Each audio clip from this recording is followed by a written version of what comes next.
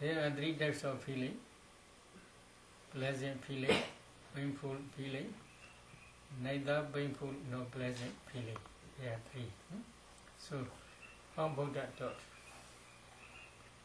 Katincha bhikkhave bhikkhu viranasu virananupasi viharati. Bhikkhus or a bhikkhu abides contemplating feelings as feeling. Ida bhikkhave bhikkhu sukha va virana viryamana sukha virana viryamiti pajanati. Dukkha va virana viryamana dukkha virana viryamiti pajanati.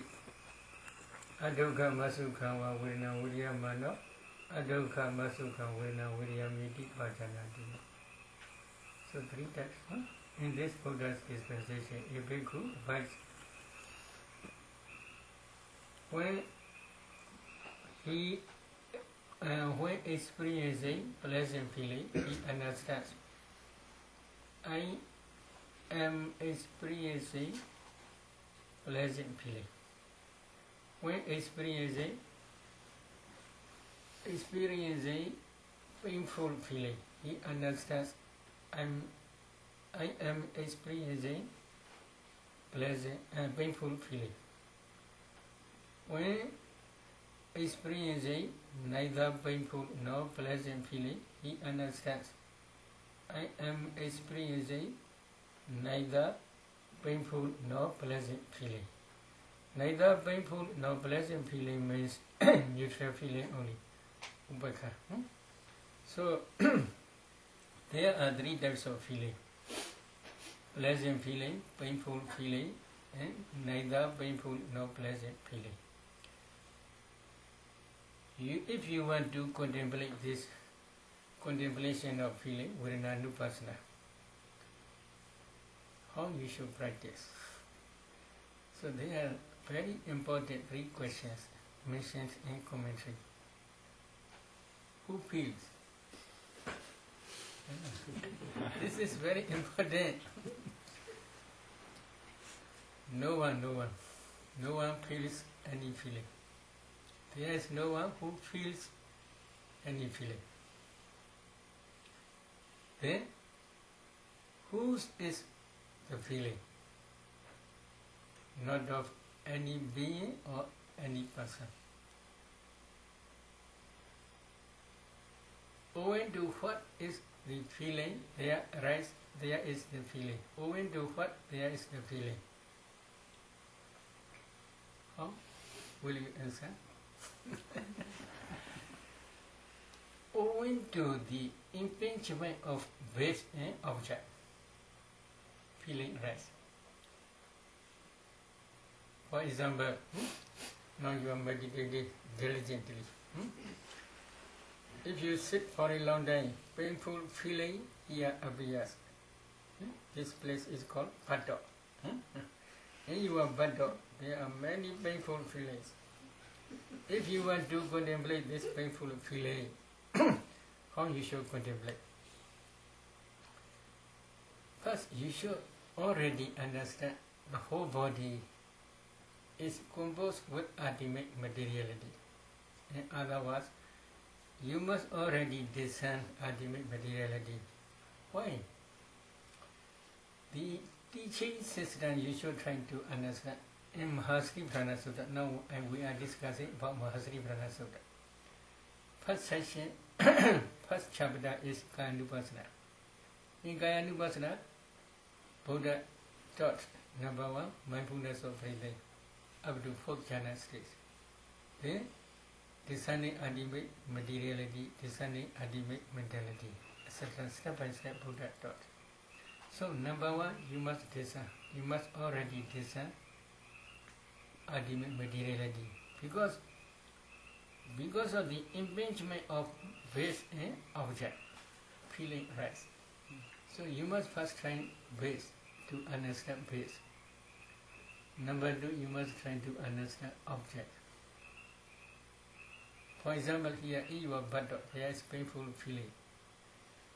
You should try to understand base in that place. In that place, what base?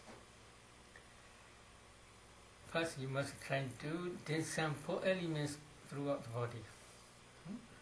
If you discern 4 elements throughout the body systematically, when your concentration develops further, you can see small particles or color bars. In this area, there are also many uncountable color bars, numerous color bars. Among these color bars, there is body transparent element or body decade color bars.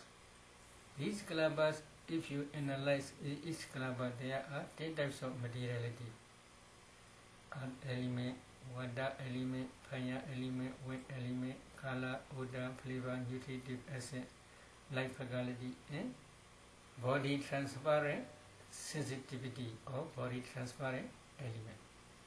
This is transparent because, like glass, it is transparent. So because of this reason, Buddha taught this is transparent sensitivity, body sensitivity or body transparent element. First, you should try this paste. If you can design this paste, there are numerous these color bars. So if you analyze these color bars, you can see this paste. First, you must design this paste. Then secondly, you should design object. Why painful feeling here? There are tangible objects. Tangible objects are 3: earth element, fire element, wind element. Now, please try to touch. You can feel hardness, roughness, heaviness, or softness, smoothness, lightness. This is earth element. You can feel heat or coldness. This is fire element. You can feel pushing and supporting. This is wind element. These 3 elements are tangible objects. But flow and cohesion you cannot feel by touching, because they are not the object of touching consciousness. They are the object of mind consciousness. So you cannot feel cohesion and flowing. But these 3 objects are tangible objects. Among these 3, one element may be in excess. For example, hardness may be in excess, or heat may be in excess, or pushing may be very strong. If you carefully descend, then you can see this strong, powerful element.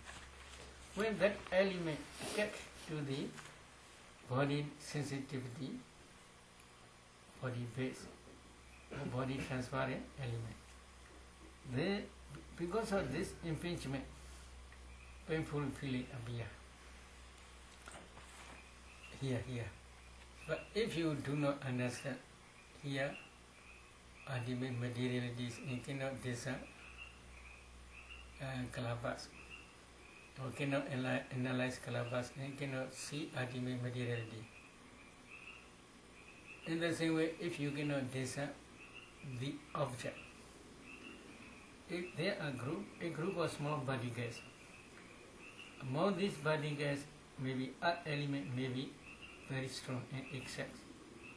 When it's impinged to that body transparent element, at that time, painful feeling may appear. Or because of heat, painful feeling may appear. Or because of pushing, painful feeling may appear. These 3. So this object also you cannot discern.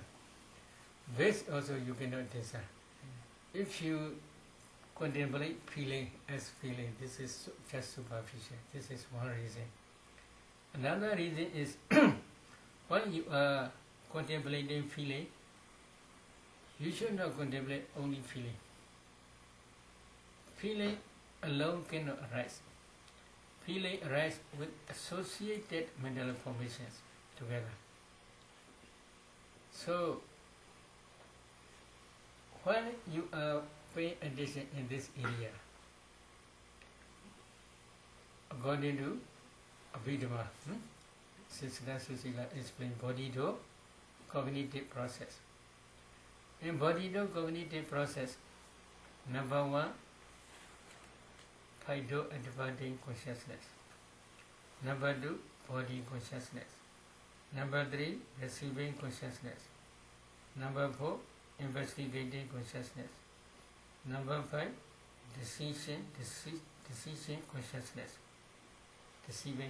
Deciding consciousness. Number 6 from up to 30. This is up to 12. This is 7 impulsion, my movements. 7 impulsion, after 7 impulsion, join up my movements. Then there may be 2 registering my movements. So according to this series, they are always rising. They do not jump from one to another. This is Chitta Niyama, the law of consciousness. They never change this series. So if you want to do some painful feeling, then you should try this series first. This is number 1. In each mind moment, there are different associated mental formations, especially number 1, hydro-advancing consciousness mind moment. There are 11 types of mental patterns. In body consciousness mind moment, there are at least 8 types. There are 8 types of mental patterns. Number 1, body consciousness. Number 2, contact, phassa. Number 3, vedana, feeling. Number 4, sanya, perception. Number 5, volition, chirana, volition. Number 6, ekagata, one-pointedness. Number 7, life faculty, life faculty. Number 8, manasikara, attention. All together there are 8 types of mental factors. Among these 8 types, there is feeling first, vedana. That vedana is painful feeling. That painful feeling always arises together with associated mental formations. But only one mind moment, this is painful feeling. In hydro-advancing consciousness mind moment preceding body consciousness mind moment. There is only neutral feeling, neither painful nor pleasant feeling. After body consciousness mind moment, there is receiving mind moment. And that receiving mind moment, there is always neutral feeling. And there, after that, there may be investigating mind moment. That investigating mind moment, there is sometimes neutral feeling, sometimes pleasant happiness feeling. And deciding decision consciousness mind moment, there is always neutral feeling. Impulsion mind moment, depending on right attention, yoniso manasikara, or unwise attention, ayoniso manasikara, there may be wholesome jhanas or unwholesome jhanas. If they are wholesome jhanas, there may be happy, pleasant feeling or neutral feeling only. So, painful feeling is only one mind moment. Not every mind moment, according to along this cognitive process, throughout this cognitive process. So, if you want to understand only painful feeling, it is not enough. If you understand only painful mind moment alone, it is not enough. Not enough means no, pain. You are nodding in this way the whole sitting. Then you understand only painful feeling only, not associated mental formations, no other feelings, happy feelings or neutral feelings. You will not understand. So this is not enough. So because of this reason, if you want to contemplate feeling, number 1, you must already have this ultimate materiality. Number 2, you must discern ultimate mentality thoroughly, according to 6-door cognitive process. At that time only, when really here painful feeling appear in your padat. At that time only you will understand in this area there is only ultimate materiality and ultimate mentality. because of the impingement of base and object. Painful feeling arises. At that time you will understand. So if you understand in this way, you can search for there who is feeling, who feels. There is no one who feels. There are only ultimate mentality and materiality. Who is feeling? Not of any being or not any person. Because of the impingement of base and object, feeling arises. So if you understand in this way, you can understand only ultimate materiality and mentality. There is no one who feels. There is no person who feels. There is no father, there is no mother, there is no I, there is no he, there is no she. Who feels this feeling? Only ultimate mentality and materiality. This is one. Another is, if you can see ultimate mentality and materiality thoroughly, they are, as soon as they arise, they pass away very, very quickly.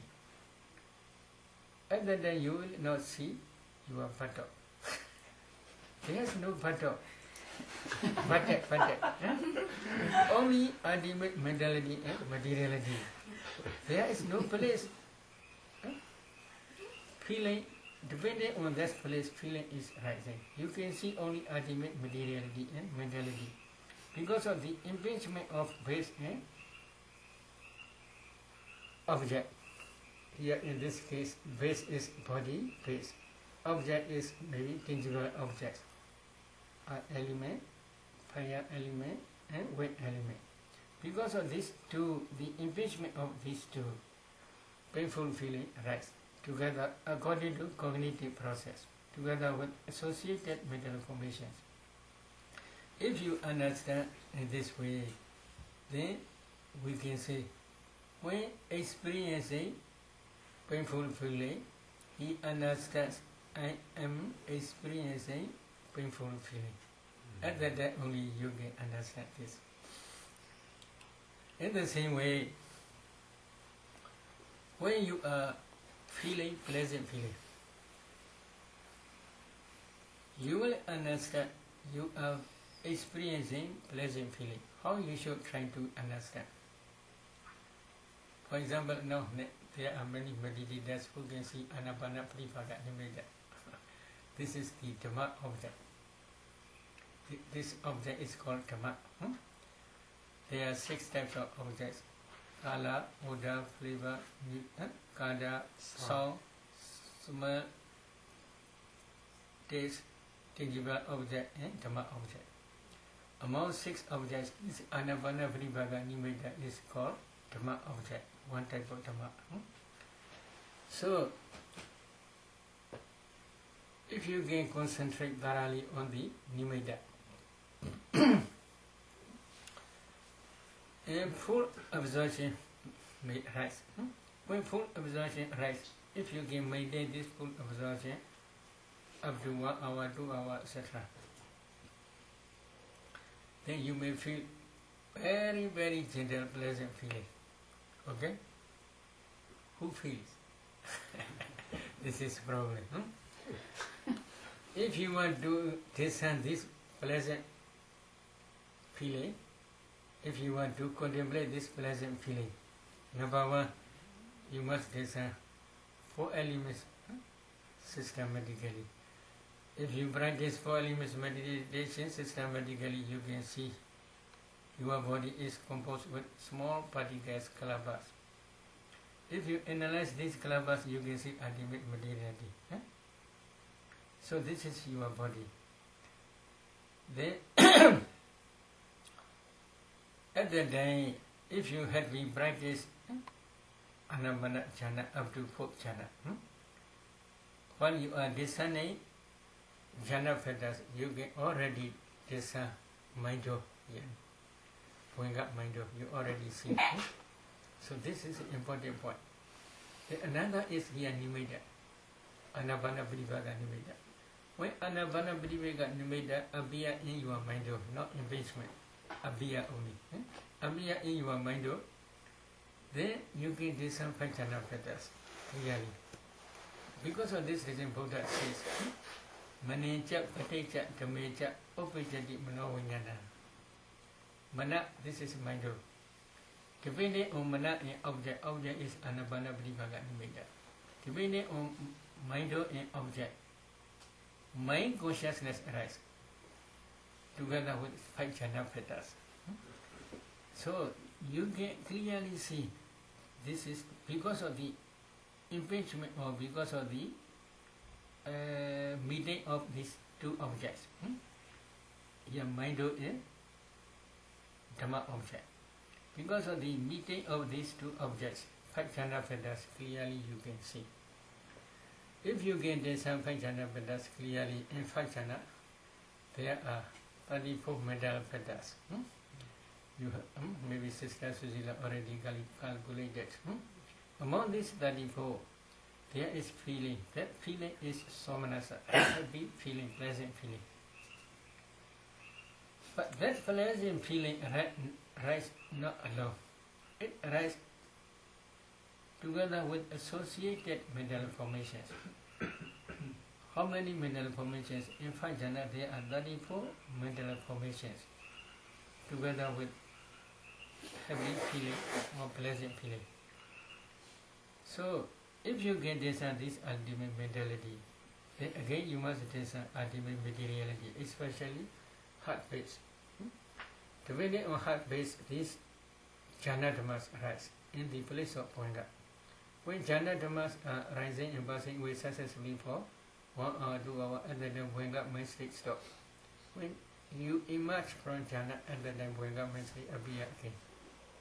So, to discern these jhana dhammas, 34 jhana dhammas, you should try to discern heart phase also. The heart phase arises as heart decade kalamba, not alone. In that small particular heart decade kalamba, if you analyze, then you can see 10 types of materiality. Earth element, water element, fire element, wind element, color, odor, flavor, nutritive acid, and life faculty and heart phase. Altogether 10 materialities, 10 types of materialities.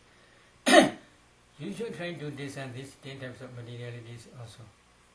And then you should emphasize heart phase. Then again, please try to enter into 5 jhana again, taking Anapana Vibhaga Nimitta. That's object.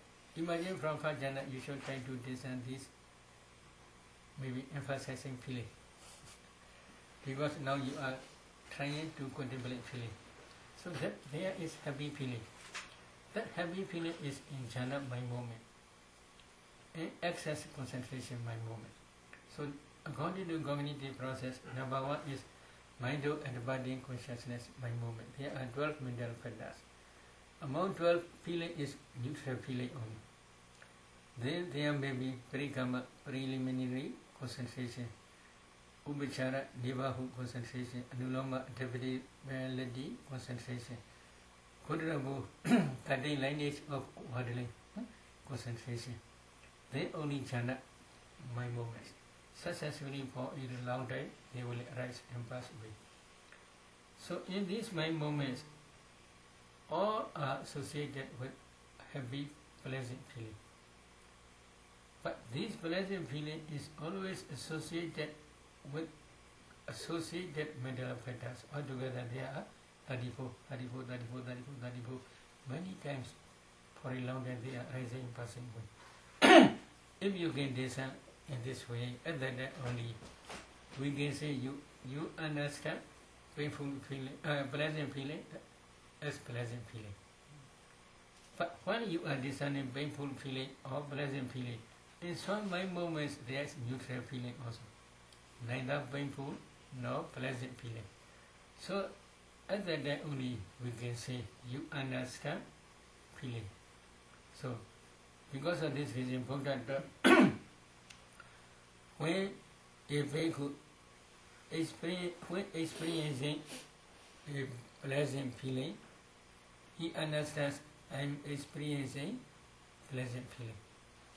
When experiencing painful feeling, he understands I'm experiencing pleasant feeling. When experiencing neither painful nor pleasant feeling, he understands I'm experiencing neither painful nor pleasant feeling. So in this way we can say it.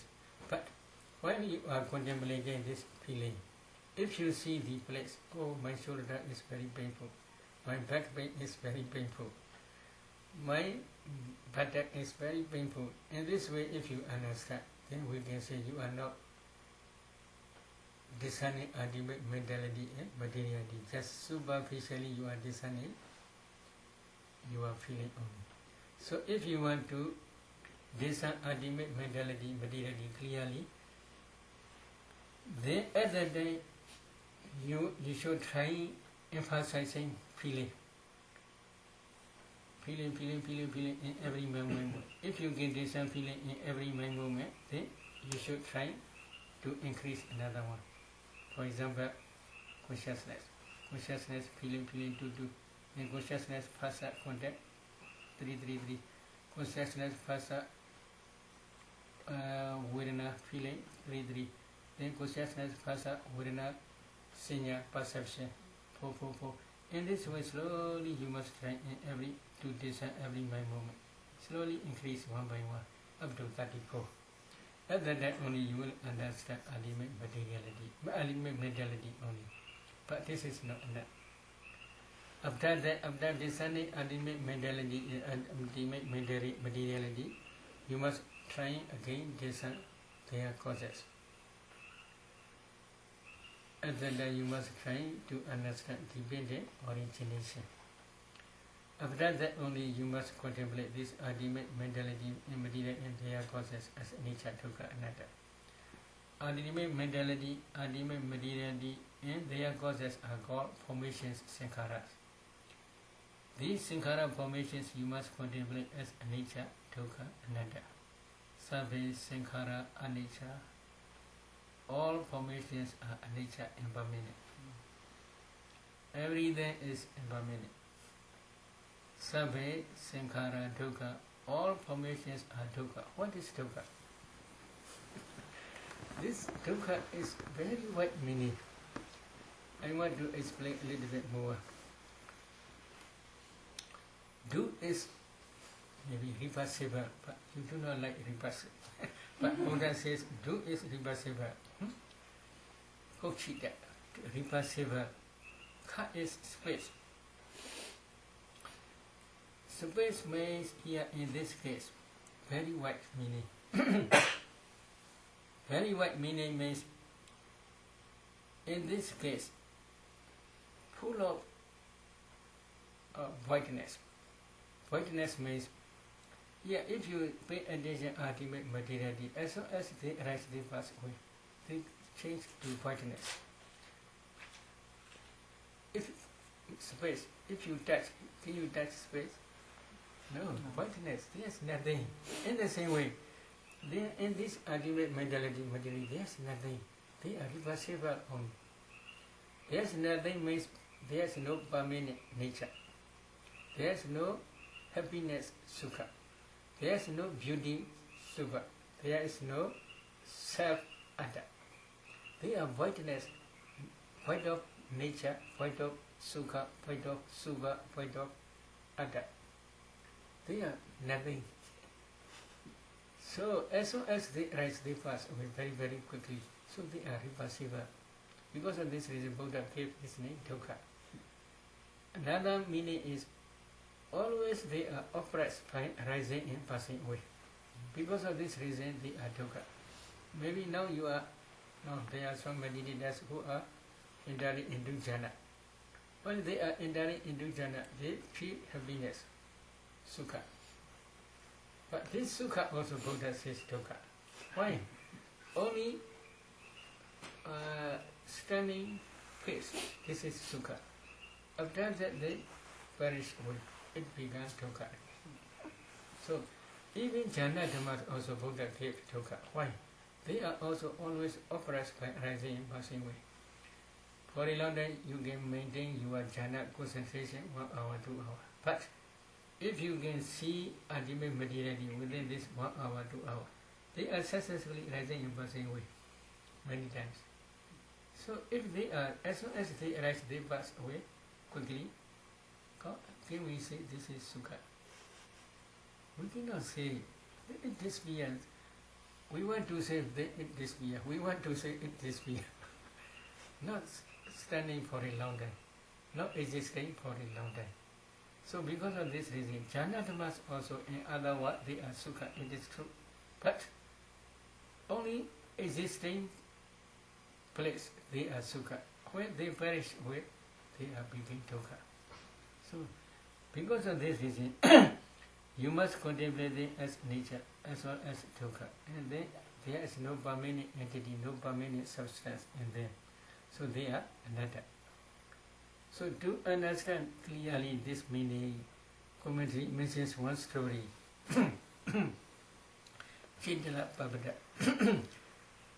Chitala Babada monastery is in Sri Lanka, very famous monastery in ancient time. There are more than 20,000 arahats stay one time there. So many caves now still there. Natural caves, not artificial caves. More than 100 caves are there still now. So they are dwelling in these caves. Among these caves, there is one Mahathira. Mahathira is elderly god. One day he was sick because of stomach problem, bowel problem, many problems. Maybe one element is attacking inside too much, so he cannot sit for a long time, and he sleep. While he is sleeping, Kutsha, when it's attacking too much, so he is turning from one side to another.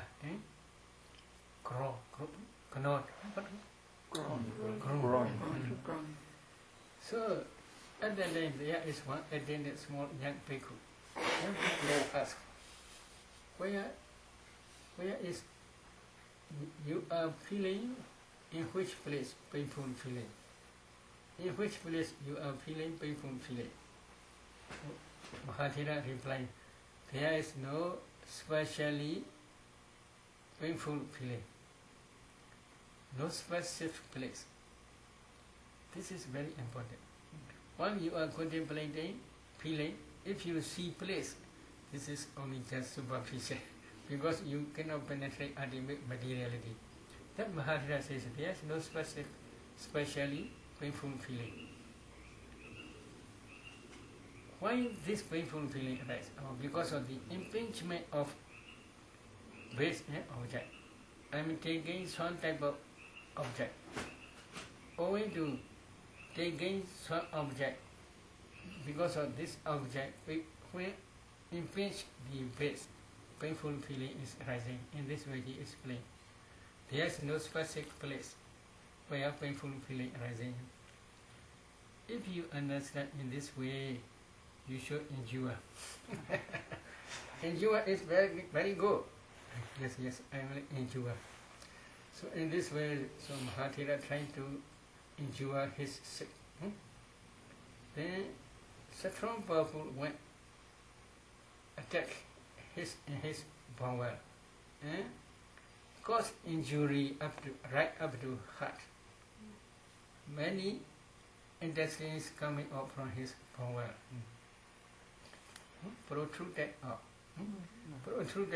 and lay in a heap on the bed. So at that time, Mahathira asked, is it not injuring? So young bhikkhu cannot say anything. At that time, he tried hard vipassana. Because that Mahathira he stayed in Chitala Babada monastery more than 20 years, practicing Samatha Vipassana thoroughly, up to Sankharupaka Jnana stage.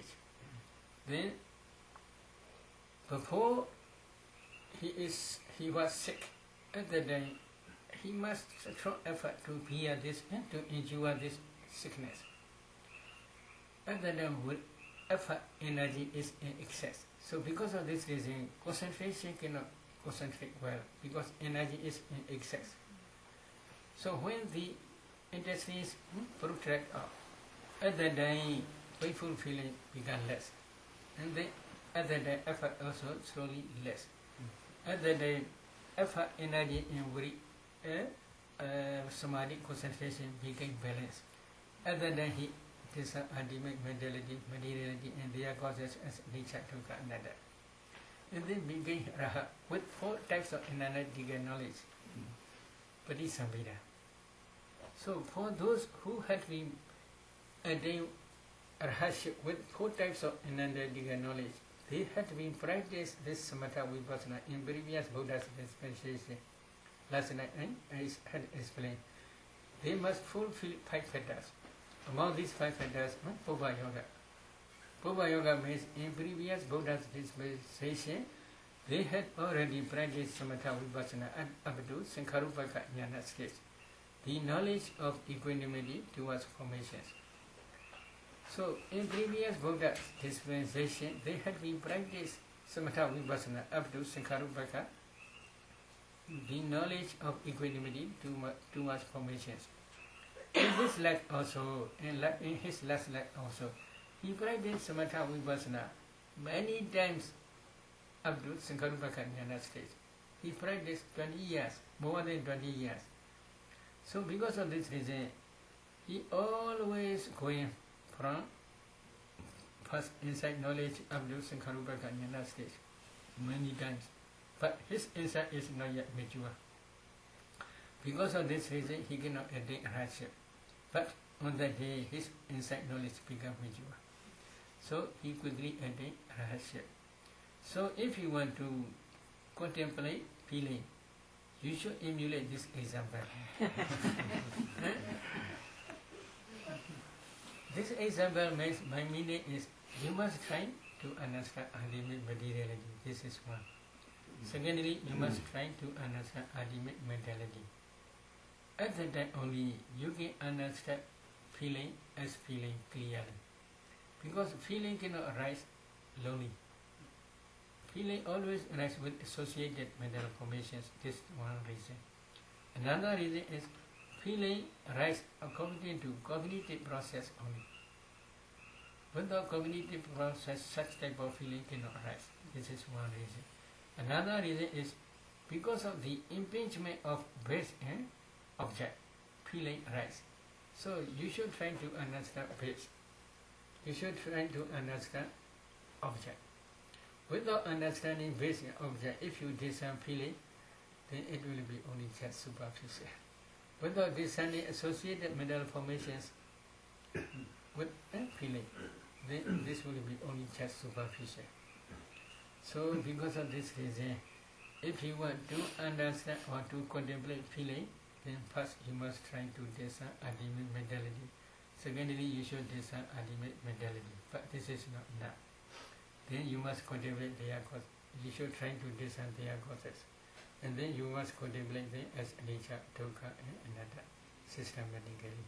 At that time, you will realize feeling as feeling. Okay? Any question? Any question? I have a pain in my back, but I didn't know it was so complicated.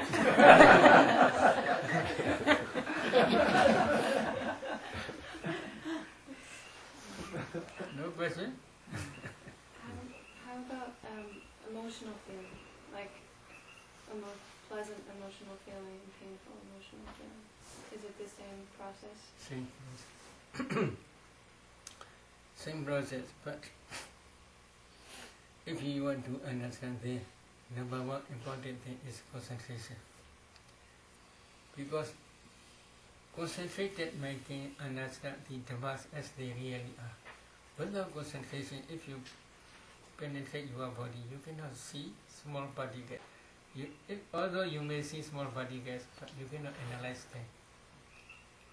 because some meditators, according to their own way of practice, when they are practicing, occasionally they see these small particles, kalabas, but they cannot analyze because they do not understand how to discern four elements. Because they do not practice four elements meditation systematically. Because of this reason, when they see small particles, they do not understand ultimate materiality. They cannot discern ultimate materiality. So, at that time, because of the secondly, you must discern object, which produce emotional feeling. So, because of the impingement of base object, this emotional feeling arises. Maybe popular passage, Chakong, Chapadicha, Rubeja, Ubijadi, Chakuvinyana, etc. In this way, Buddha taught. Dina Singati, Pasam, Pasabicha, Virana, etc. In this way, Buddha taught. Because of the impingement of base, kala object, then mind consciousness arises. The mediate of these three means I'm base, kala object, and consciousness. Because of mediate of these three, contact phasa arises. Because of phasa, feeling arises. So if you want to discern feeling, according to this system, you must try. In the same way, here, Sodinja, Padeja, Sadeja, Obejadi, Sodavunyana. Number one is here, ear transparent element. Number two, sound object. When sound object impinges in that ear transparent element, Sodavunyana, ear consciousness arises. Because of the meeting of these three phasa content arise. Because of phasa, there is maybe pleasant or unpleasant feeling arise, emotional or unemotional both arise. So, because of this reason, number one, base is important to discern. Number two, object is very important to discern. Without understanding these two, if you contemplate feeling, then you will understand only just superficial. You cannot understand associated mental formations. Okay. Venerable Sir, the atta or the self is not real, but are chittas and kalabas real? Ultimate materiality and mentality? Say that. Are chittas and kalabas real?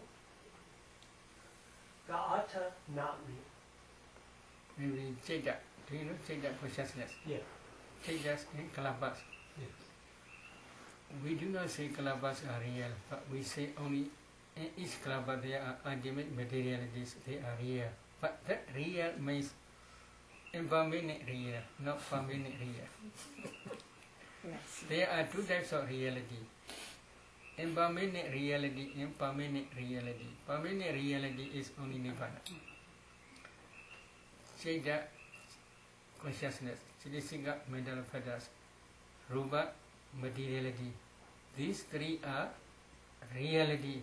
When they are reality, when they arise at the time, reality, before perishing stage. From rising stage to perishing stage, at the time they are reality. But as soon as they arise, they pass away. So they are impermanent. So they are impermanent reality, dukkha reality, anatta reality, not atta reality. Then why are they arising and where are they arising from? Please try to see here. Why? Feeling, stretching. Mentality. Mind, this is cause. In the same way, there are four types for rupa materiality. Because of this reason, you must practice dependent origination to understand this main fundamental cause. For materiality, there are four causes. There are karma born materiality, mind born materiality, temperature born materiality, nutritive acid born materiality. Mind produce, karma produce materiality, mind produce materiality, temperature produce materiality, and then nutritive acid produce materiality. There are four causes. If there is karma is there, karma produce materiality, will be present. When they, after arising, when they perish very quickly. And one so that Buddha taught, Rupam Bhikkhve anicca. Bhikkhu's Rupa is anicca. Yobi hedu, yobi vichya rupasa upadaya sobi anicca. There is cause and condition to arise Rupa. This cause and condition also nature and permanent. How Rupa can be permanent? Really it is also impermanent. Because karma, you understand, karma, what is karma? Main factor is position, chirana. In previous you had been accumulated chirana. That chirana, as soon as they rise, they pass away. They are impermanent. If cause is impermanent, because of this cause there comes a effect. How that effect can be permanent? Cannot be permanent. So because of cause is nature, effect also become nature. As soon as they rise, they pass away very, very quickly. In the same way, for mind, there are also different causes. Main fundamental cause is for resultant consciousness is previous karma. That karma is based on ignorance, craving, and clinging. You accumulate this karma based on ignorance, craving, and clinging.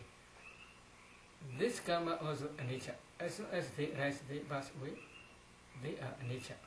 But they left behind the energy or the karmic force. What is karmic force? But if you really penetrate this karmic force, then you will understand clearly. But now, by imagination, you may understand. I will explain. Now have you anger? No, no anger. But if someone attacks to you, then anger may arise. So we can say you have still anger. But that anger is not present. When there is any opportunity to rise, then anger will arise. Then if it is so, we can say, oh, you have your anger as a latent tendency following to your mentality materiality process, we can say. In the same way, karmic force also nearly same. Whenever it will be get any opportunity, it will produce its result. When it is become mature. But when it cannot get any opportunity, it cannot produce any result. What is opportunity? There are many opportunities. Now you may accumulate many wholesome dhammas as well as many unwholesome dhammas in this very life or in previous life. They are following after you like two arrows. Whenever they get any opportunity, they will produce this result. But when you began Sotapanna, your knowledge will destroy all defilements which can be produced to reborn in awful states. So among these unwholesome dhammas which can produce to be reborn in awful states, your knowledge already destroyed. So karma finished at that time. So karma cannot produce any more result in four awful states. If you become Skadagami, you may have any opportunity to come back to human world once only. If you become Anagami, then your Anagami knowledge will destroy completely all unwholesome dhammas and wholesome dhammas which can produce to be reborn in sensual plane, including Deva world. Your wholesome and unwholesome dhammas cannot produce any chance. There is no opportunity to produce their result to be reborn in this human world or Deva world or in four wholesome states. But when you begin Arhat knowledge, your Arhat knowledge will destroy all defilements, because there is no defilements. All wholesome karmas and unwholesome karmas cannot produce anymore. They cannot get any opportunities. So when they get opportunity, they can produce. But when they get no opportunity, they cannot produce. All karmas are same like that.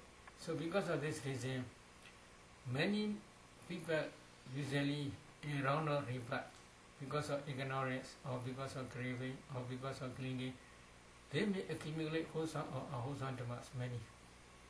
They are always following. But if they get opportunity, they can produce this result, their own result. But if they cannot get any opportunity, they will not produce any result.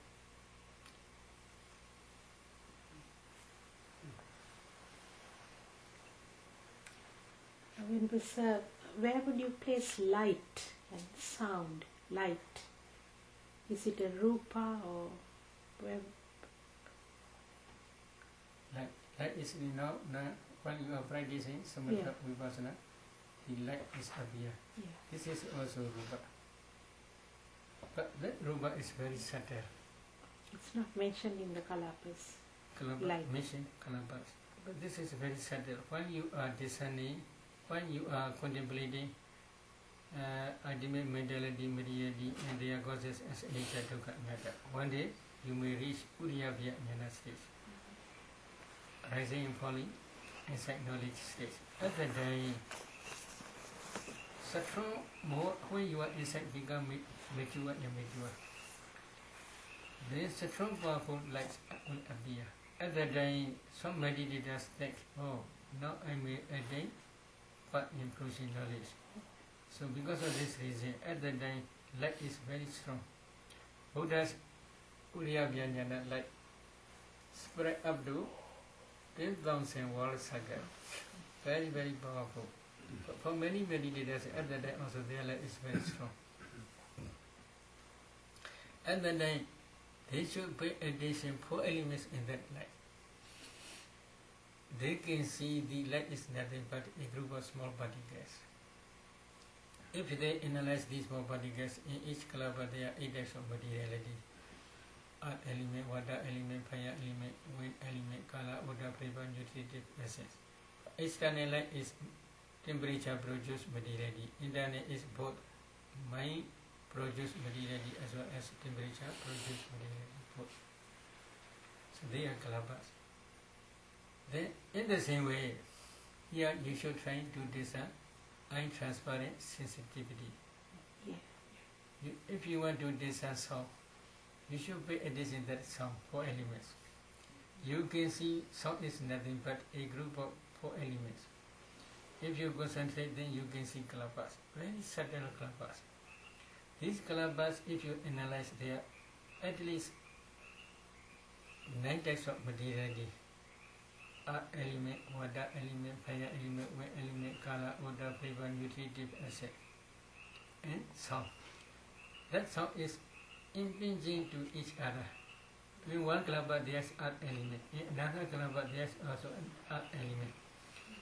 They are very, very closely rising and passing very quickly. So because of impingement of these 2 earth elements, sound arises.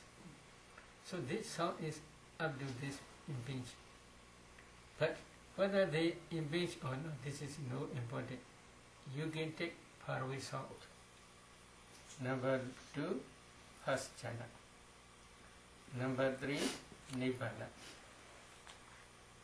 Number 4, vipassana, insight. Number 5, all wholesome dhammas. There are 5 nikama, sita, vedana. What is sensual feeling? Sensual pleasant feeling. While they are enjoying taking kala as object, or sound as object, or smell, taste, or tangible object, or mind objects. At that time also, based on unwise attention, sensual pleasant feeling, or sensual unpleasant feeling, painful feeling, or sensual neither painful nor pleasant feeling arise. For example, even infants lying on their back know that they are experiencing pleasure feeling in sucking their mother's breast. But such type of knowledge cannot case out the perception of being or the perception of self. Cannot uproot the perception of being in a person. It cannot case out the belief in self. Cannot be the cultivation of meditation. It cannot be the meditation subject.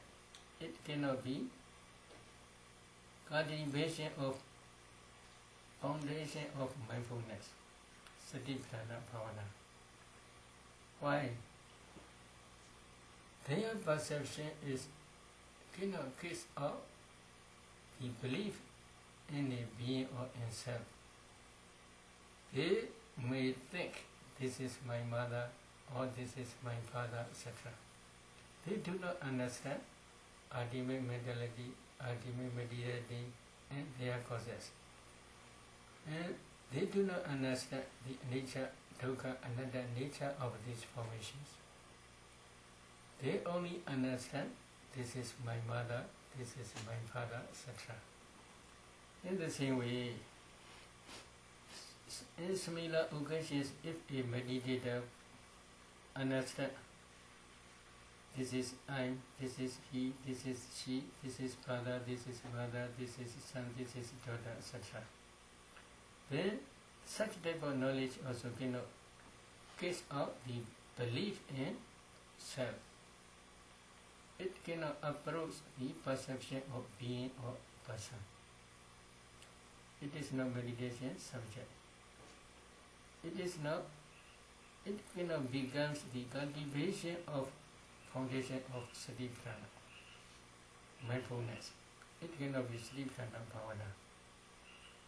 So, when you are practicing meditation subject, especially Vipassana, you should first try to understand ultimate mentality, ultimate materiality, and their causes.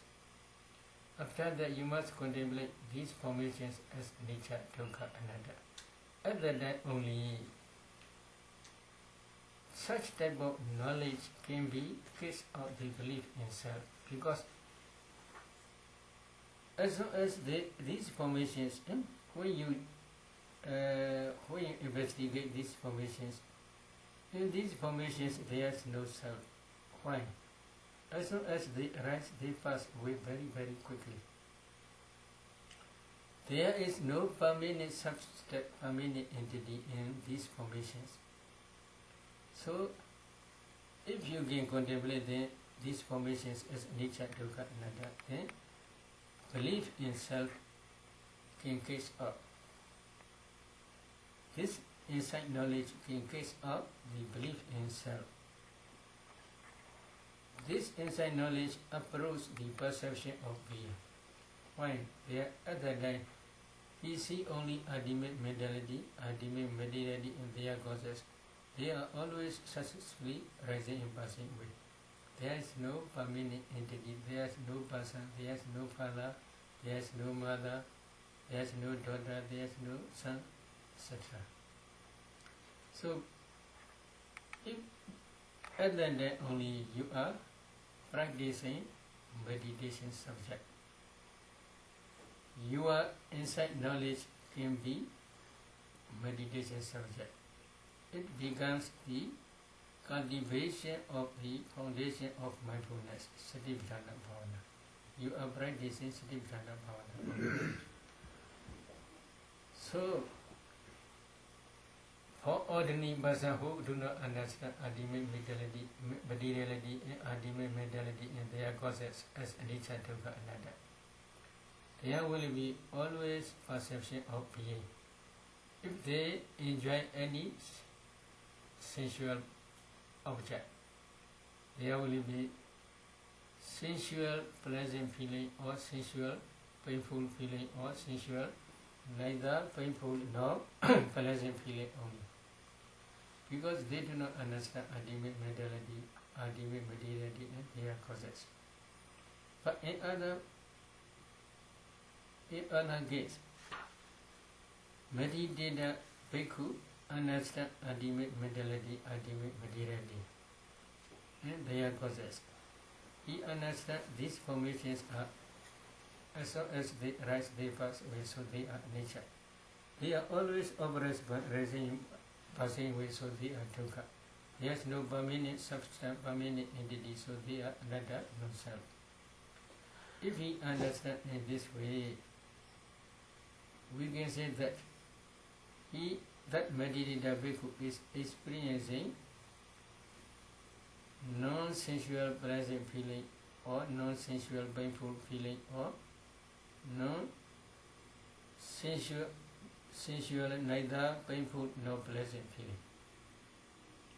So because of this reason, such a type of understanding is called renunciation.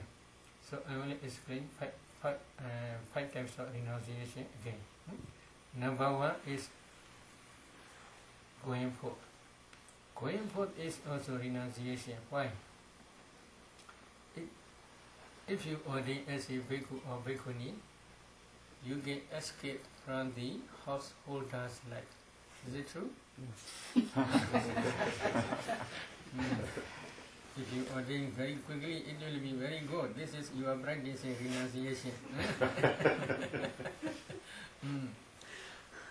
So this person at that day, how pleasant feeling appear.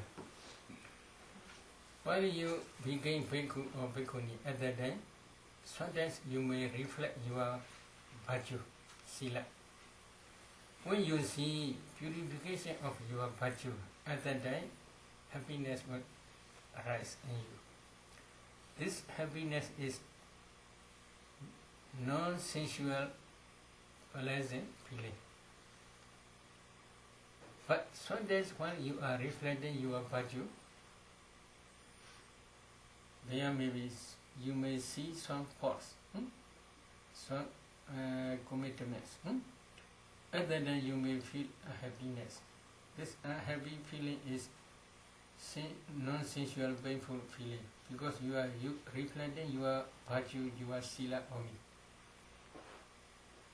Sometimes while you are reflecting your virtue, you may feel neither painful nor pleasant feeling, only just neutral feeling because you do not see any fault in your virtue. So because of this reason, sometimes there may be neither painful nor pleasant feeling. These three types of feeling are non-sensual feelings: nekkhamma, sita, vedana. In the same way, now you are practicing meditation. When your meditation develops stage by stage, at that time you may feel pleasant feeling. Is it true? But this is also non-sensual feeling, nekkhamma, sita, vedana. But sometimes meditation is not improved. Slowly became unhappy. Such type of painful feeling is called non-sensual painful feeling. It is not connected with sensual enjoyment. It is connected with only meditation subject. In the same way, while you are practicing vipassana also, sometimes you may feel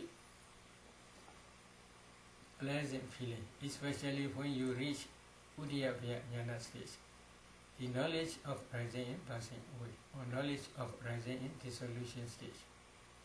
At that time, strong, powerful happiness usually arises. This is one type of embodiment. Why it is called embodiment? So that at that time, happiness is very strong. Because of this reason, you may have attachment to that happiness, such type of happiness.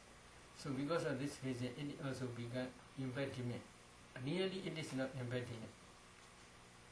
Really, it is the object of embodiment only. The object of the embodiment means if you have attachment to that happiness, the happiness is the object of attachment. Because of this reason, it is also called embodiment only, but it is not really embodiment. But if you have no attachment to that happiness, this is not embodiment. This is natural. In the same way, when you are meditating, sometimes there may be painful unhappiness feelings. Because of your insight knowledge improve slowly or decrease. Because of this reason, sometimes you may have a happy feeling. Oh, today it is not good to meditate. Many wandering minds, I cannot control my mind. In this way you inform. So at that time you feel unhappiness. Such type of unhappiness is called non-sensual painful feeling. Sometimes when you are meditating, neither painful nor pleasant feeling rise. Why? They are straight neutral feelings. Again and again you are practicing. When you are practicing again and again, sometimes occasionally there is no pleasant feeling, no painful feeling, only just neutral. You can maintain your concentration only, or you can continue your insight only. So because of this reason, sometimes there may be neutral feeling also. Such type of feeling is called non-sensual feeling. In this case, while you are going forth, this is also called renunciation. Another is Vajjana. When you are practicing Anapana or any Kasina or any Samatha meditation object, if you attain Vajjana, this Vajjana also called renunciation. Why? It is the main cause to escape from the sensual world. If you can maintain this jhana up to that moment, then after that it is sure you will attain Brahmavar. You will be reborn in Brahmavar because of this jhana. So this jhana also called renunciation because it is the fundamental cause to escape from the sensual world. This is one type. The other jhanas also not called nikama, renunciation. Others are also called renunciation, but it is include number 5 or wholesome dhammas. Number 5 group. So, if you practice immaterial jhanas, you will escape from the 5 material world and also not only sensual world. If you can maintain this jhana up to that moment, then you will attain immaterial world. You will be reborn in material world. So it is also renunciation because it is the fundamental cause to escape from the 5 material world or sensual world and 5 material world. So they are also called renunciation. But it is included in the number 5 group. The number 2 is Vajjana. The number 3 is Nibbana. Nibbana also renunciation. Why it is called renunciation? It is the main fundamental cause to escape from the round of rebirth. If you realize Nibbana by 4 parts and 4 crucial knowledges, then when you begin Rahat, one day you will take Pranibbana. At the Pranibbana time, you will escape from all round of rebirths. Why? Because of Nibbana. Taking Nibbana as object, 4 part improving knowledge arise systematically, stage by stage. These 4 part improving knowledges realize Nibbana.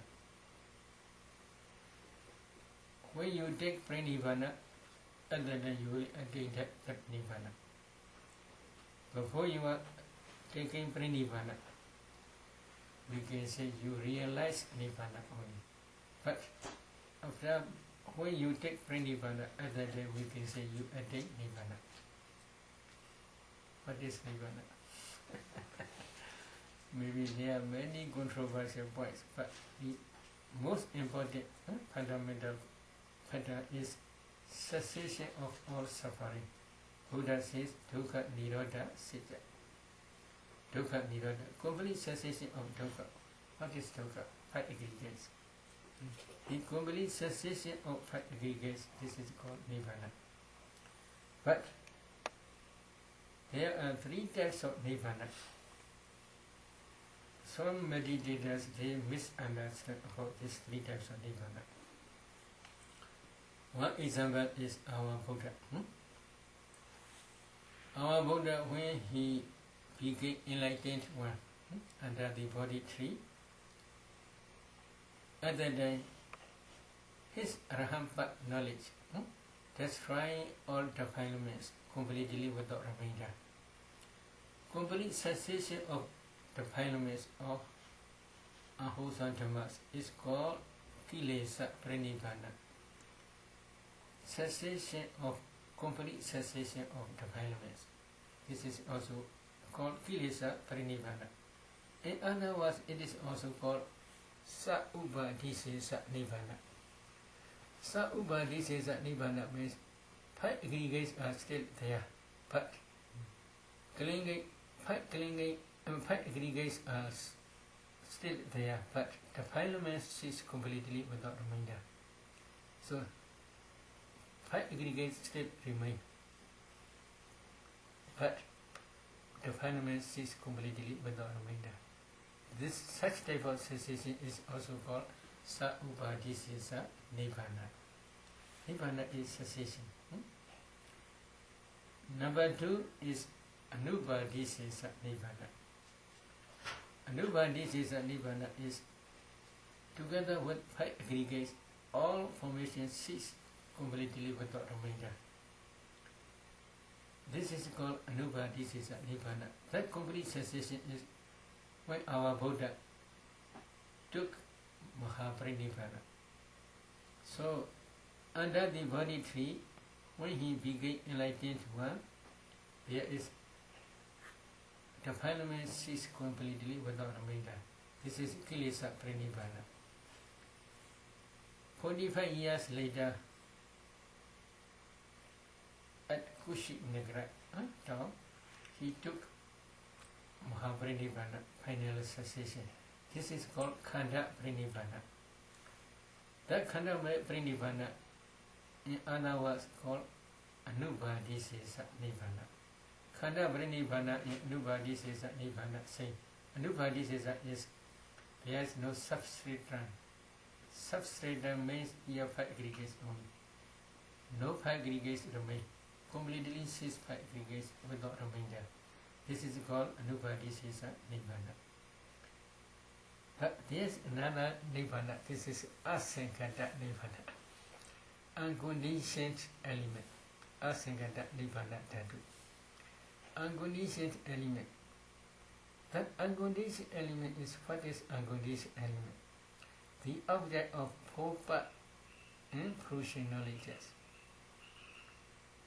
When you practice vipassana systematically, one day, when your insight knowledge becomes mature,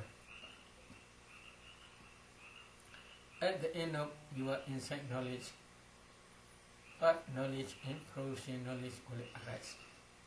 That part knowledge and fruition knowledge realize Nibbana. So that Nibbana is the object of part and fruition knowledge. That Nibbana is unconditioned element. But taking this unconditioned element as Sankata Nibbana, your part knowledge destroying defilements stage by stage, completely without remainder. When you became Rahat, that Rahat part knowledge destroying the remaining defilements, which lower three parts not yet destroyed, completely destroying without remainder. So, because of Nibbana, part knowledge can destroy defilements. If part knowledge does not realize Nibbana, part knowledge alone cannot destroy defilements. Because that Nibbana is Asangata, unconditioned element. This Nibbana is very peaceful element. Because of this element, but knowledge can destroy defilements. Complete cessation of defilements is called kilesa pranidhana. Because of the complete cessation of defilements, all wholesome and unwholesome karmas cannot produce any more result after death, after pranidhana. Their energy to produce new existence all exhausted. So that because of this reason, when defilement is completely without remainder, wholesome and unwholesome karmas which have the potentiality to produce new rebirth also cease completely without remainder. But because of the complete cessation of defilements and wholesome and unwholesome karmas, after pranidhana, high aggregates will not arise completely without remainder. This complete cessation of high aggregates is also called kilesa pranidhana, khanda pranidhana. So you can try to see three together. Because of the because of the realization, first knowledge realized nibbana. This is asankata nibbana. This is the object. When first knowledge realized nibbana, defilement cease. This is kilesa pranidhana. This is result. This unconditioned element asankata nibbana, which is the object of first and fruition knowledge. This is cause. Then, because of the complete cessation of defilements, all wholesome and unwholesome karmas also cease completely without remainder. They cannot produce any new existence. Because of this reason, after pranidhana, high aggregates cease completely without remainder. This complete cessation of high aggregates is called kilesa pranidhana. This is also result or effect. Here, asankata, unconditioned element, which is the object of what knowledge and fruition knowledge, this is cause. So kilesa pranidhana is effect, khanda pranidhana is effect. Or saubhadi disesa nibbana is effect, anubhadi disesa nibbana also effect. What is saubhadi disesa nibbana? This is only just cessation of complete cessation of defilements only. Kilesa pranidhana is complete cessation of defilements only. Saubhadi disesa nibbana also complete cessation of defilements only. Yes, nothingness of defilements. Khanda pranidhana or anubhadi disesa nibbana is complete cessation of five aggregates only. Nothingness of five aggregates only. But here, the object of part and fruition knowledge, which is asankata nibbana, this is always permanent. So you should distinguish these three. This asankata nibbana is also called renunciation. Why? This is main cause to escape from the round of river. So when you are meditating, one day if you realize nibbana, at that time there may be pleasant feeling. That pleasant feeling is also called non-sensual pleasant feeling, nikama siddha vedana. But sometimes you may have unpleasant feeling. Why? You try to realize nibbana to enter fruition attainment again, but you cannot do according to your own desire. So at that time, maybe because of the lack of your knowledge, you may become a happiness. Such type of happiness also called non-sensual painful feeling. But sometimes there may be neither painful nor pleasant feeling also there may be. So they are taking nibbana as object, three types of feeling. In the same way, vipassana. Number one is going forth. Number two is first jhana. Number three is nibbana. Number four is vipassana. While you are practicing vipassana,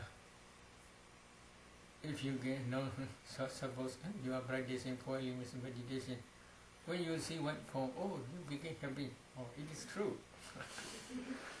When your concentration develops further, you can see white form. The whole body became white. It is true. You may feel happiness. This is also non-sensual pleasant feeling. Again, if you get these 4 elements in that white form, and then if you can concentrate on that 4 elements object of white form, then when your concentration develops further, you will see the whole body begin transparent body, like ice block. Oh, it is true. Why? Buddha taught 5 pasada rupa, transparent elements. Jakku pasada, eye transparent element. Soda pasada, ear transparent element. Khana pasada, nose transparent element. Jiva pasada, tongue transparent element. Body, Kaya pasada, body transparent element. These 5 transparent elements as a group, before you break down, you cannot break down the compactness, and then you may see as a group, as a solid only. Then you will see this transparent body. That transparent is like mirror. This is mentioned in Visuddhimagga, the path of purification. Because of this, the Buddha gave one name, Pasada Rupa.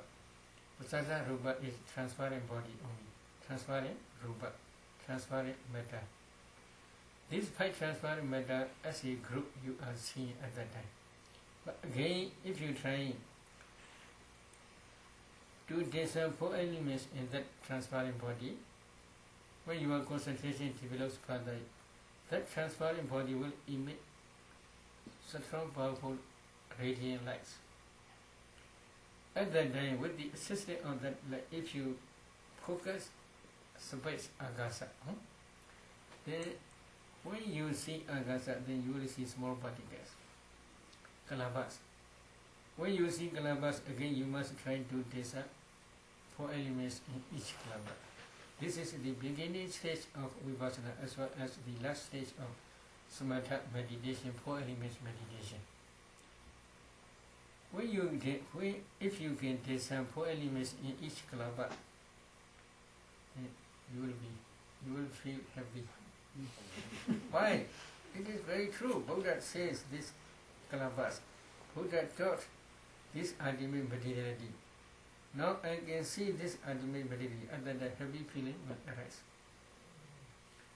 This type of happy feeling is called non-sensual pleasant feeling. But sometimes you are analyzing these kalabas, you cannot easily understand ultimate materiality. Very difficult. They are, as long as they rise, they pass away very, very quickly. How I can discern these 4 elements? And then you may feel a happiness. This is non-sensual, painful feeling. Sometimes, you can discern easily, no problem. So, again, if you are discern, again, you may understand these 4 elements in each kalabas. And then, neither painful nor pleasant feeling also may arise. So 3 types of Vedana feeling. This is called non-sensual feeling, Nikkamasita Vedana. The meaning of Vipassana. But not finished.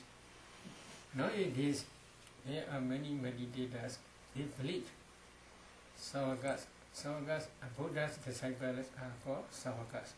Savakas cannot see these kalabas. Savakas cannot analyze these kalabas. Savakas cannot discern this ultimate materiality they believe. Then you should consider carefully. Buddha taught ultimate materiality. In Buddha's body also this ultimate materiality. In Savakas' body there's also ultimate materiality. Only this materiality Rupa Buddha taught. No other materiality Buddha never taught any other materiality. In the same way Buddha taught ultimate mentality, only just mentality. I do cognitive process, ear do, nose do, tongue do, body do, mind do cognitive process.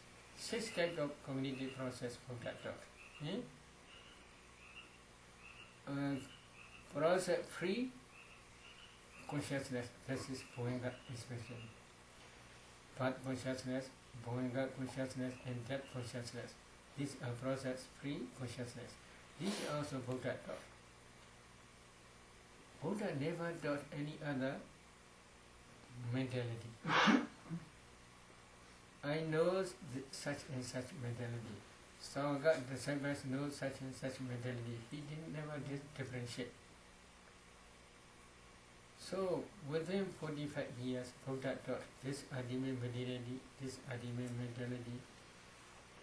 He never taught any other mentality, any other materiality. If Sangha cannot penetrate this ultimate materiality and mentality, which mentality they must try to understand? You should consider carefully. Buddha taught this ultimate mentality and materiality. He fulfilled parami to preach Dhamma or to talk this Four Noble Truth only. He himself tried to understand Four Noble Truth by his direct knowledge. After he had already understood these Four Noble Truths, after that only he showed the path leading to understand Four Noble Truth only. If Buddha's teaching is not the object of Sangha, then Sangha can see which Dhamma, which Rupa, which materiality, which mentality.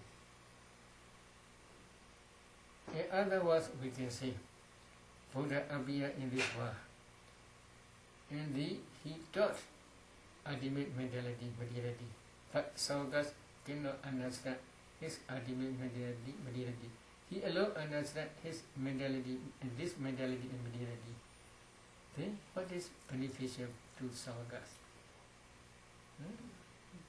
So there is no benefit. Buddha appeared in this world. There is no beneficial to human world, to humankind, because his teaching Sangha cannot understand.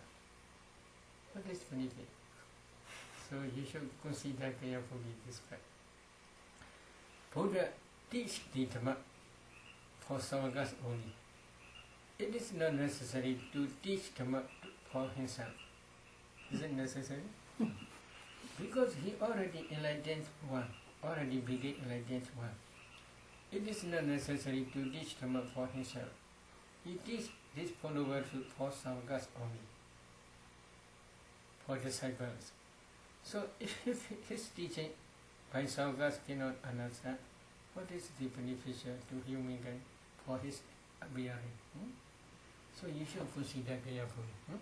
So when you are practicing Vipassana, if you get this ultimate mentality in this way, at that time also you may feel pleasant, happy feeling, or pleasant pleasure feeling, pleasant feeling or painful feeling, or neither painful nor pleasant feeling in the same way. But another is dependent origination. Nowadays many meditation teachers says you must contemplate only present, not past and future. Past is finished, present is not, future is not yet coming. So it is not necessary to contemplate past and future. Without understanding past causes, without understanding present causes, without understanding future causes, without understanding past effect, present effect, and future effect, how you can understand past and cause and effect? Causal relationship between cause and effect. So present fact aggregates are produced by previous causes. Ignorance, craving, clinging, original formations, and karmic force. Because of these five causes, present fact aggregates appear. If you do not contemplate, or if you do not discern past causes, how you can understand past causes produce present effect? If you do not discern future fact aggregates, how you can understand present causes will produce future effect? So, without understanding dependent origination, there is no one who can escape from this round of river, even in a dream. This is mentioned in Visuddhimagga commentary as well as Sambhava Vinyodhini commentary. Quoting Buddha's passage, in Mahadinanda Sutta, Buddha explained in this way. So in Mahadinanda Sutta, Buddha says, without understanding the dependent origination by Anubodha Jnana and Padiveda Jnana, you cannot escape from the round of river. In this way, Buddha gradually explained to the Venerable Ananda. What is Anubodha Jnana? What is Padiveda Jnana? In this case, Anubodha Jnana means Nama Rupa Parichita Jnana and Picha Brika Jnana. Nama Rupa Parichita Jnana means analyzing ultimate mentality and materiality. Picha Brika Jnana means discerning cause and effect, especially dependent origination. So this is called Anubodha Jnana.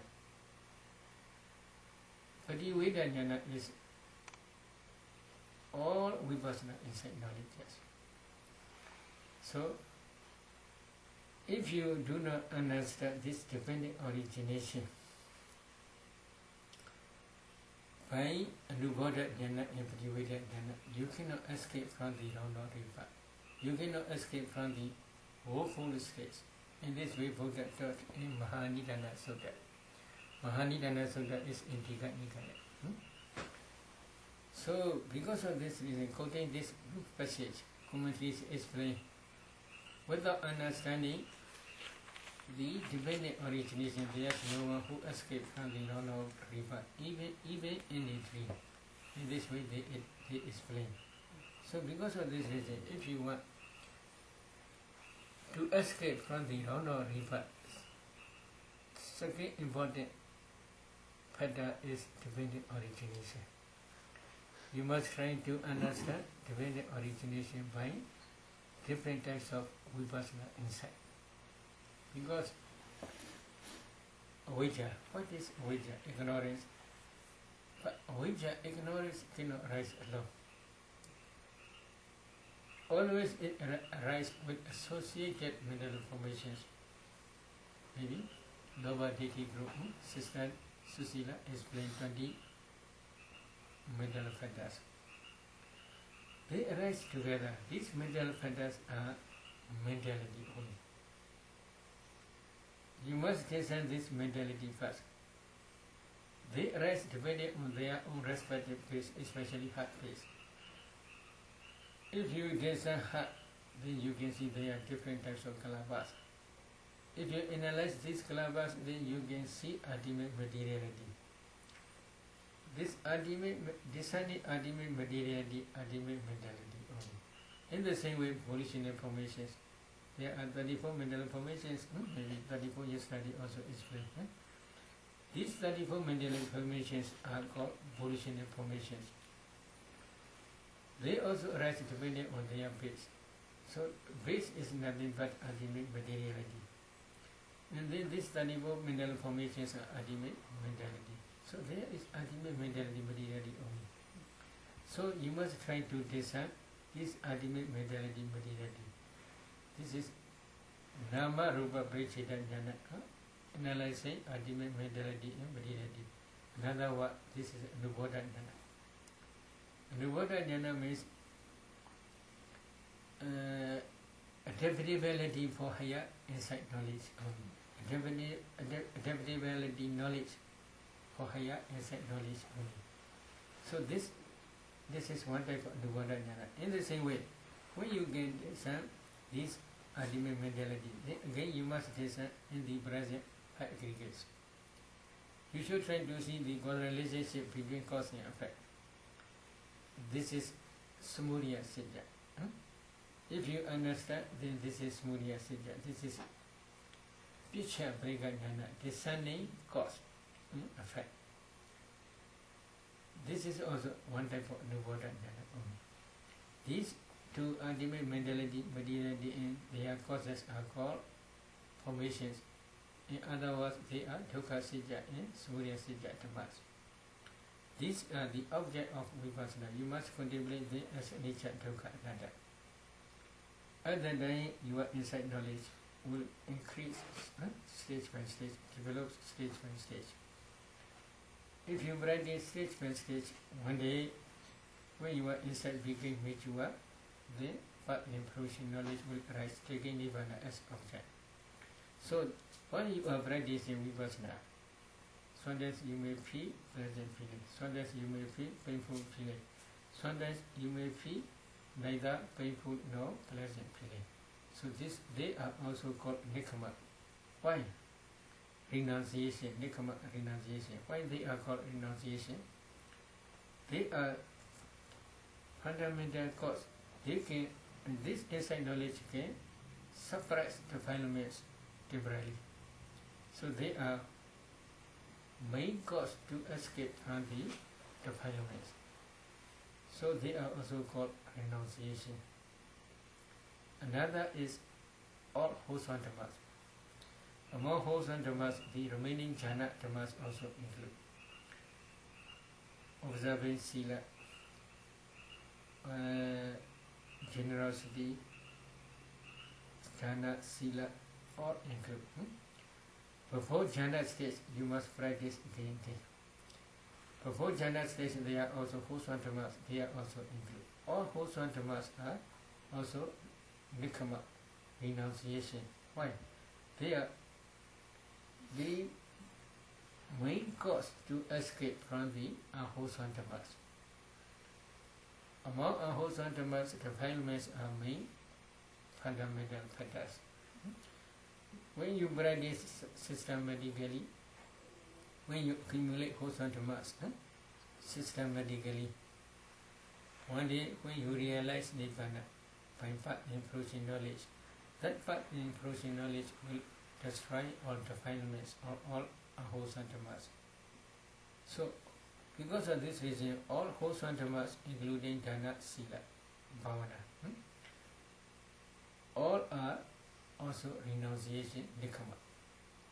They are main causes to escape from the unwholesome dhammas.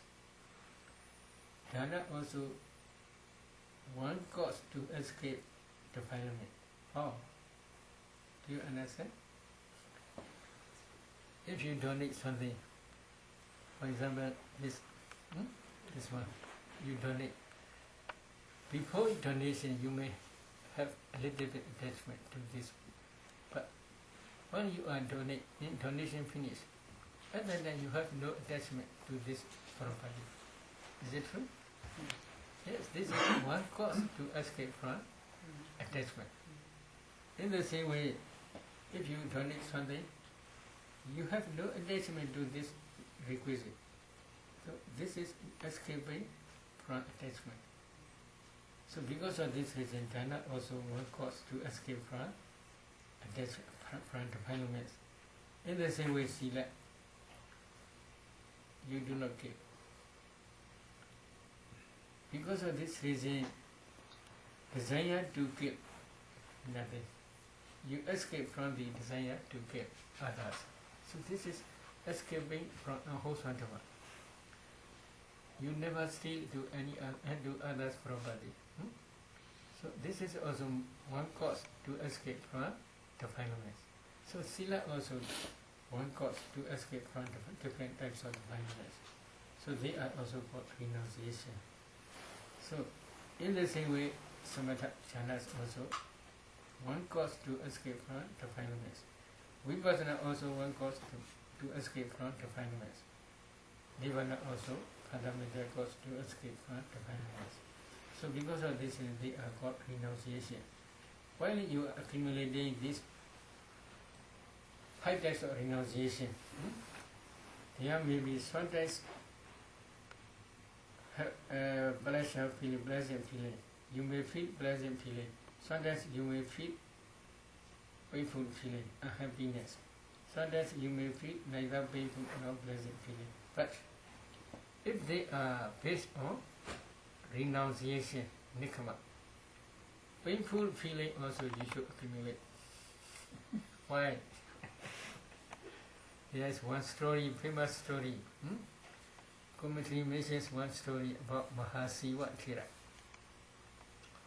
Mahasiva Thera is the leader of 18 sects in Sri Lanka. 18 sects, they translate Nikaya sects. He can recite 3 Pitakas together with commentaries, memorize or learning by heart. 3 Pitakas, now 42 books. Commentary, 16 books, very big books. He can orally memorize this all together. He teaches Dhamma. There are 60,000 disciples. His 60,000 disciples speaking Rahat. But he is still wandering person, Putujana. So one day, one of his disciples, who is Rahat, visit to him, asked him to meditate. Because of sense of spiritual urgency, he agreed to meditate. Without telling any disciple, he went to a forest. He meditated there with the intention, I can become Arhat within few days. With such intention, he meditated diligently before rains retreat was set. But within 1 week, he cannot attain any achievement. So he decided to continue within rains retreat 3 months to attain hardship. But at the end of rains retreat, he cannot attain any achievement. He cried. Tears are coming up. Then again, he asked himself, next rains retreat, full Monday, at the end of full Monday, I will become Rahat. Then he tried hard, diligently, but he cannot become Rahat. At the end of rains retreat, okay. Then again he cried. In this way, 13 years, not 2 months. 13 years he tried hard. 13 years he tried hard. 13 years, at the end of rains retreat, he cried. So, but on that full Monday, while while he is crying, at the corner of his walking path, there's one tree, one deva who stayed in that tree also crying on the corner of walking path. So night time, there's no one who cried there. He checked and he asked, who are you? Oh, I'm the deva who stay in this tree. Why are you crying? I think if I cry, I may attain any part in social knowledge. At that time, he got a lot of sense of spiritual urgency. Oh, Siva, devas are also making joke to you. So you should try hard. So at that night, he tried hard. He did some ultimate mentality meditate in their consciousness and he contemplated as Nichatuka Ananda. Then before dawn, before dawn, he became Rahat at that time. So that such type of painful feeling and happiness also you should cultivate. Why? It is the main cause to meditate diligently. Because of this reason, such type of painful feeling or unhappiness feeling also you can cultivate. So you should cry.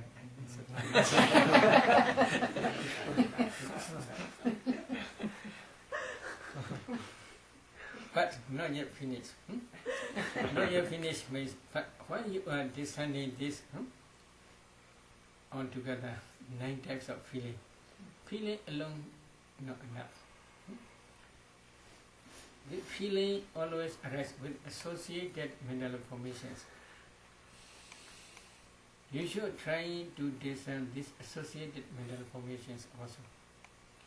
But these associated mental formations always arise according to cognitive process. We call Chitta Vritti.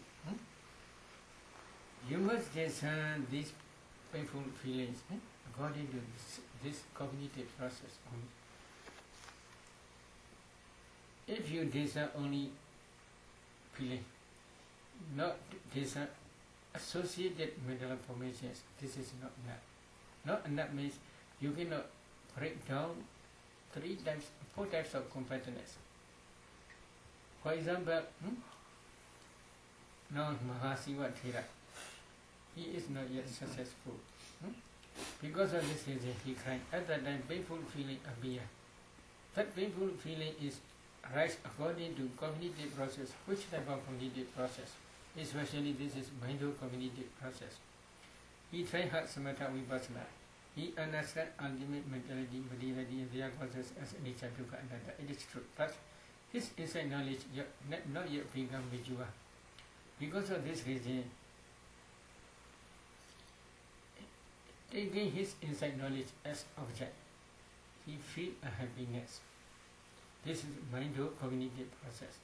That mind-cognitive, mind-advancing consciousness. In that mind-advancing consciousness moment, there are 12 mental factors. Number 1, consciousness. Number 2, contact. Number 3, feeling. Number 4, perception. Number 5, volition. Then number 6, attention. Number 7, one-pointedness. Number 8, life faculty, chivida. This is altogether 8. Another vidaka, initial application of the mind to the object, which are sustained application of the mind to the object and the equivocal decision. Altogether these 12, 11, together with consciousness, and number 3 is Viriya. Another one is Viriya effort energy. Altogether 12. These 12 mental factors are in mind-embodying moment. But in jhana moment, 7 embellishing moment, they are usually 18 mental factors. 18 mental factors, these 12, then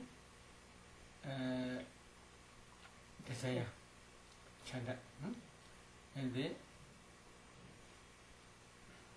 delusion, moha, hiriga, shamelessness, notaba, fearlessness, odisha, restlessness, and then dosa. That dosa is not anger. This is a happiness only. Dosa. Then, okay, altogether 18. These 18 are right together. If you cannot discern these 18, then you cannot break down the competence. There are 4 types of competence. Here, mind and body consciousness, first jhana, second jhana, third jhana, fourth jhana, up to 7. If you do not see moment by moment, then you cannot break down the competence of series, santatikana. Then, if you can see moment by moment, then you must try to see their mind and body moment. There are 12 mental factors. In jhana, mind moment, there are 80, 80, 80, 80 in this way. If you cannot see this 80, if you see as a 1, then we can say you cannot break down the compactness of group, samvakana. Although if you can discern this one by one, if you can break down compactness of group, but there may be different functions. In each mental pattern, they have different functions. If you cannot of group, Kaichagana, the compactness of function. In the same way, when you are discerning this mind-cognitive process, that inside knowledge also has 3 types of compactness. Same. If you can break down 3 types of compactness, it is called aramanatana. You can break down the compactness of the object, aramana. So, both altogether they are 4 types of compactness. These 4 types of compactness you should try to break down. And then only you can understand ultimate materiality, ultimate mentality. So, Without understanding in this way ultimate materiality and ultimate mentality and their causes, then you cannot go vipassana directly. If you go to vipassana, then your vipassana will be only just superficial, not real vipassana, because you do not understand ultimate mentality, ultimate material and their causes. Because this ultimate mentality, ultimate material and their causes are the object of vipassana. So because of this, the Buddha continued his Dhamma talk. Iti ijatava kaya kaya nupasi viharati. Iti ijatava viranasu iti ijatava virana nupasi viharati. Vedava viranasu virana nupasi viharati. Ijata vedava viranasu virana nupasi viharati. This is the meaning is, together with Vedana, you must desire ultimate mentality, materiality, internally and externally both. The Samudaya Dhammanupasiva Vedanasu Viharati.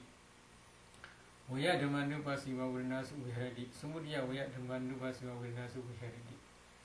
This is, you must desire causal arising and momentary arising of Vedana and ultimate mentality, materiality, together with Vedana. Causal passing away and momentary passing away of these formations. Okay. This is because of the arising of causes. All ultimate mentality, materiality together with Vedana arise. Because of the complete cessation of causes, all ultimate mentality, material and together with Vedana cease completely without remainder. I have explained before this. Because of the past causes, avijja, ignorance, craving, tanha, linge, upadana, sankhara formations, polygenous formations, and karmic force karma. Because of these 5 causes, present 5 aggregates, including Vedana, arise. But because of the complete cessation of these 5 aggregates, 5 causes, the 5 aggregates also will cease completely without remainder. When these 5 causes will cease completely without remainder, when you become Rahat only. Now you are not yet become Rahat. You are now trying only Vipassana. At that time you should try to see this complete cessation, 2 types of complete cessation. When you edit Rahat. So this cannot be present, this can be future only. Because one day you will edit Rahat if you practice systematically. At that time, all 5 causes will cease completely without remainder. Because of this complete cessation of causes, after Pranivana, 5 aggregates will cease completely without remainder. This complete cessation is only future, not present. If you cannot discern past, you cannot understand present origination. If you cannot discern future, you cannot understand complete cessation. Okay? So, in Mahasri Prana Sutta, Buddha explained, you must discern because of the arising of causes, 5 aggregates arise. Again, because of the complete cessation of causes, 5 aggregates cease completely without remainder. So, this is Vaya Dhammanupasi. So, in this way, Buddha taught, Samudaya Dhammanupasi va Vedanasu Viharati. Vaya Dhammanupasi va Vedanasu Viharati. Samudaya Vaya Dhammanupasi va Vedanasu Viharati. If you, in this way, if you try, then you must also contemplate the cause also nature, effect also nature. The causes are also dukkha, effects are also dukkha. The causes are also anatta, the effects are also anatta. You must contemplate them as nature, dukkha, anatta, because cause as well as effect 5 aggregate, as soon as they rise, they pass away. This is momentary rising and passing away. Seeing this momentary rising and passing away, you must contemplate them as nature, dukkha, anatta. At that time only your insight knowledge become mature. When your insight knowledge become mature, one day you may attain part in fruition knowledge. That part in fruition knowledge will realize Nibbana. If you get practice again, then one day you may attain Rahat. At that time your Rahat part knowledge will destroy all defilements.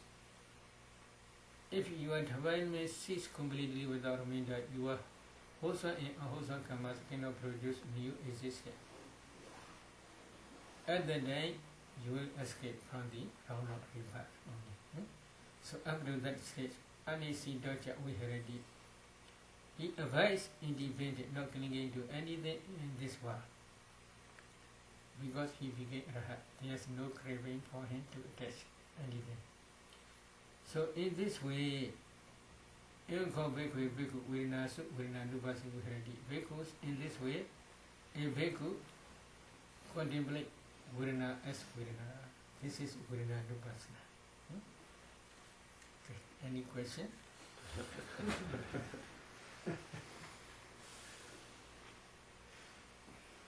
No question?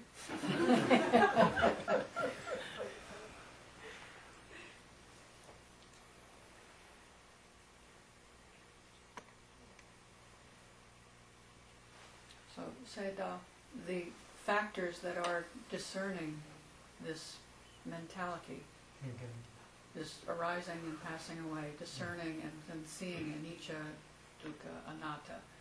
These factors, these are the factors of enlightenment, the sati, the different factors. Yes, there are 34 mental factors in your insight knowledge.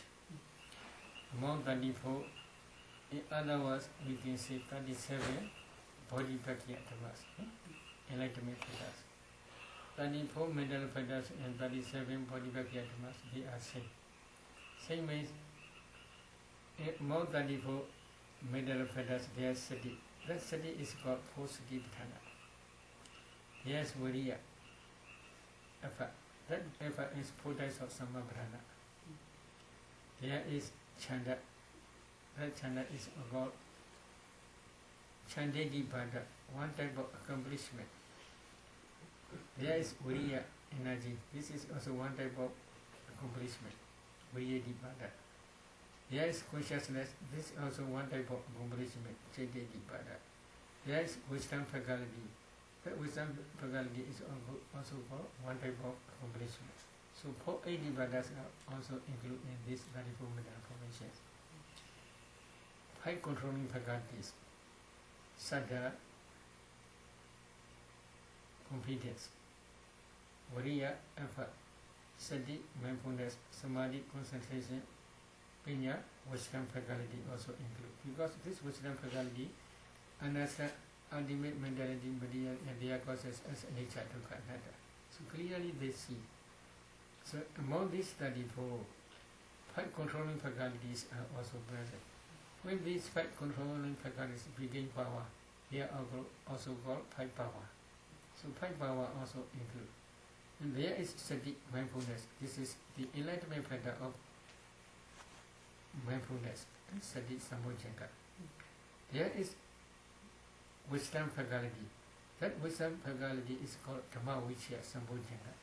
Enlightenment factor of investigation. Why? That wisdom faculty investigate. This is nature. This is rupa. This is nama. This is cause. This is effect. This is nature. This is dukkha. This is anatta. In this way, at the he investigate. So that investigation factor, enlightenment factor also include dhamma vichya. Viriya, there is also still effort. Sati, there is also still mindfulness. Then there is also samadhi, ekaggata. There is also passaddhi, tranquility of mind. Piti, there is also piti, rapture. So there is also tatra mijadada, equanimous mind. Tatra mijadada, middle factor. So 7 enlightenment factors also include. In the same way, there is also Nova Eightfold Path, Samadhi, right view. At that time, Vipassana insight understand this is Rupa, this is Nama, this is cause, this is effect, this is nature, this is dukkha, this is anatta. So Samadhi is also present. Application, Sammasankappa, application of the mind to the object.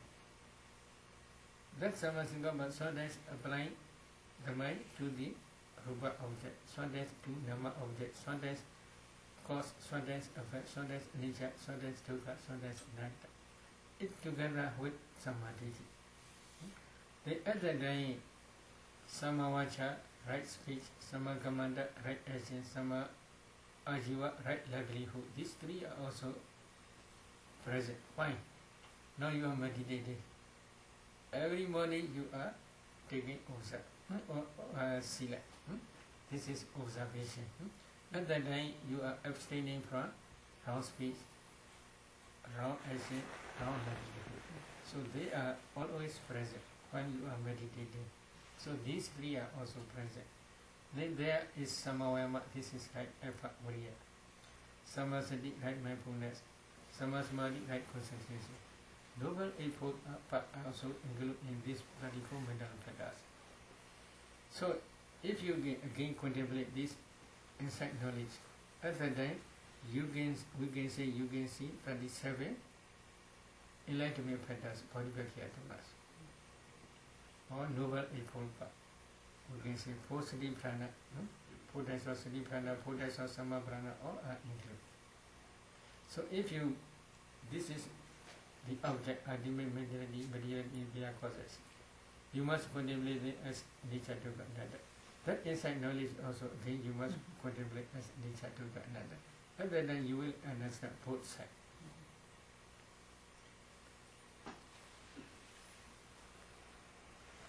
No question?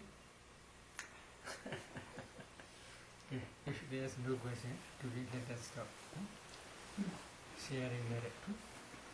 Idame punya, Idame punya, Asavakaya, Mahahodu, Idame punya, Nibbanasa, Pachayo, Hodu, Idame punya, Sabbasadana, Vajema, Kisabe, Mesama, Punya Baga, Labandu,